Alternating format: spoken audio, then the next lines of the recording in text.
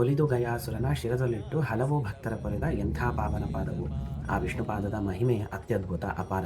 ಆದರೆ ಪ್ರತಿ ಶ್ರಾದ್ದದಲ್ಲೂ ನಮಗೆ ಕೇಳಿಬರುವಂಥ ಜಿಜ್ಞಾಸೆ ಏನು ಅಂದರೆ, ಆಚಾರ್ಯ ಶ್ರಾದ್ದ ಪಿಂಡ ನಾವು ವಿಷ್ಣುಪಾದದ ಮೇಲೆ ಬಿಡಬೇಕು, ದರ್ಬೆ ಮೇಲೆ ಬಿಡಬೇಕು ಅನ್ನೋ ಜಿಜ್ಞಾಸೆಗೆ ಇವತ್ತಿನ ಒಂದು ಪುಟ್ಟ ಕಥೆ ಎಲ್ಲರಿಗೂ ಉತ್ತರ ಕೊಡುತ್ತೆ ಅಂತ ನಾನು ನಂಬ್ತೀನಿ. ಏನು ಆ ಕಥೆ ಅಂತಂದರೆ, ಹಿಂದೆ ಒಮ್ಮೆ ಸೂರ್ಯನ ಹೆಂಡತಿಯಾದಂತಹ ಸಂಧ್ಯಾದೇವಿ ಸೂರ್ಯನ ಬಿಸಿ ತಾಪವನ್ನು ತಡೆಯಲಾರದೆ ತನ್ನದೇ ಆದ ಇನ್ನೊಂದು ಛಾಯಾರೂಪವನ್ನು ಅಲ್ಲಿ ಮಾಡಿ ಇಟ್ಟು ತಾನು ಭೂಮಿಗೆ ಬಂದು ಬಿಡ್ತಾಳಂತೆ. ಆಗ ಸೂರ್ಯದೇವರು ಸಂಧ್ಯಾದೇವಿಯ ಈ ವೃತ್ತಾಂತವನ್ನು ತಿಳಿದಂತಹ ಸೂರ್ಯದೇವರು ಭೂಮಿಗೆ ಬಂದು ಛಾಯೆಗೆ ಕಲ್ಲಾಗೋಗು ಅಂತ ಶಾಪವನ್ನು ಕೊಡ್ತಾರೆ.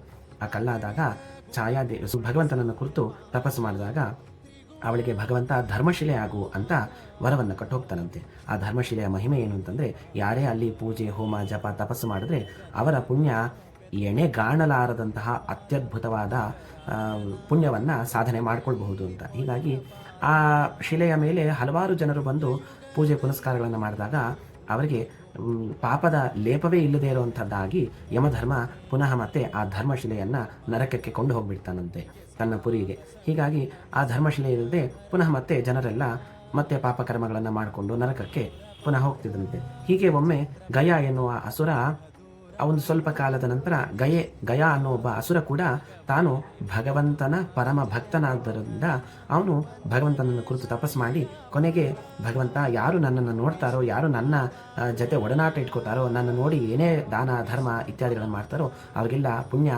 ಅತ್ಯಧಿಕವಾಗಿ ಬರಬೇಕು ಅಂತ ತಾನು ಪ್ರಾರ್ಥನೆ ಮಾಡ್ತಾನೆ. ಭಗವಂತ ಅಸ್ತು ಅಂತಂದಾಗ ತಾನು ಕೂರನಲ್ಲ ಅಲ್ವಾ, ಅವನು ಚೇತನ. ಅವನು ತಾನೇ ಎಲ್ಲ ಕಡೆ ಸಂಚಾರ ಮಾಡಿ ಎಲ್ಲರನ್ನ ತಾನೇ ಮುಟ್ಟಿ ಮಾತಾಡಿಸಿ ಎಲ್ಲರಿಗೂ ಸಿಕ್ಕಾಪಟ್ಟೆ ಪುಣ್ಯ ಕೊಡ್ತಾನಂತೆ. ಹೀಗಾಗಿ ಪುನಃ ಯಮಪುರಿ ಖಾಲಿ ಆಗ್ತಾ ಬಂದಾಗ ಆವಾಗ ಸಪ್ತ ಋಷಿಗಳಿಂದ ತನ್ನ ದೇಹದ ಮೇಲೆ ಅಂದರೆ ಗಯೆಯ ಆ ಅಸುರನ ದೇಹದ ಮೇಲೆ ಯಾಗಗಳನ್ನು ಮಾಡಿಸ್ತಾರಂತೆ ಬ್ರಹ್ಮದೇವರು. ಕೊನೆಗೆ ಆಗಲೂ ಅವನು ಸಾಯದೇ ಇದ್ದಾಗ ಗಯಾಸುರ ಭಗವಂತ ಧರ್ಮಶಿಲೆಯನ್ನು ತಂದು ಗಯೆಯ ತಲೆ ಮೇಲೆ ಇಳಿಸಿದ್ರು.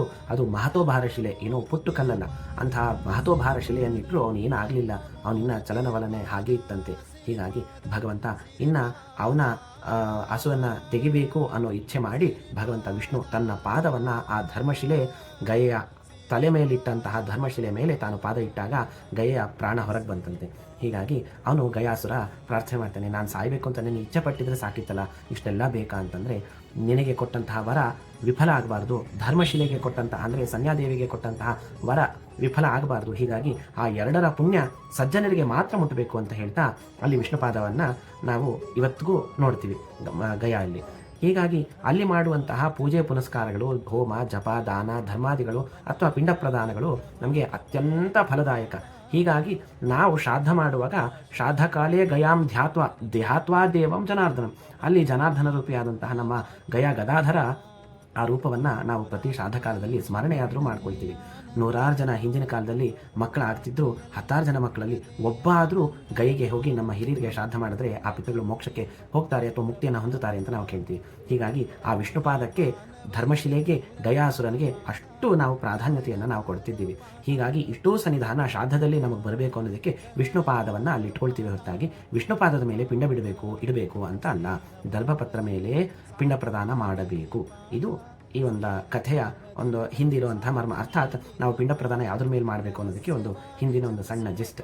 ಹೀಗಾಗಿ ಎಲ್ಲರೂ ಈ ತಿಳುವಳಿಕೆ ಇಟ್ಕೊಂಡು ಪಿಂಡ ಪ್ರದಾನ ಮಾಡುವಾಗ ದರ್ಭೆ ಪತ್ರ ಮೇಲೆ ಪಿಂಡ ಪ್ರದಾನ ಮಾಡಬೇಕು ಅನ್ನೋದನ್ನು ತಿಳ್ಕೊಂಡು, ಜೊತೆಗೆ ಶ್ರಾದ್ದ ಕಾಲದಲ್ಲಿ ಈ ಗಯಾಸುರ ವಿಷ್ಣುಪಾದ ಧರ್ಮಶಿಲೆಯನ್ನು ನೆನೆಸ್ಕೊಂಡು ಮಾಡುವಂತಹ ಕಾರ್ಯ ಭಗವಂತನಿಗೆ ಪ್ರೀತಿಯಾಗತ್ತೆ, ನಮ್ಮ ಹಿರಿಯರು ಪಿತೃಗಳಿಗೂ ಪ್ರೀತಿಯಾಗತ್ತೆ ಅಂತ ಹೇಳ್ತಾ ಮಧ್ವಾಂತರದ ಕೃಷ್ಣಾರ್ಪಣಸ್ತು. ಹೀಗೆ ಹೆಚ್ಚಿನ ವಿಡಿಯೋಸ್ಗಳಿಗಾಗಿ ನನ್ನ ಯೂಟ್ಯೂಬ್ ಚಾನಲ್ ವರಾಹವರದ ಫಾಲೋ ಮಾಡಿ, ಸಬ್ಸ್ಕ್ರೈಬ್ ಮಾಡಿ, ಮರಿಬೇಡಿ.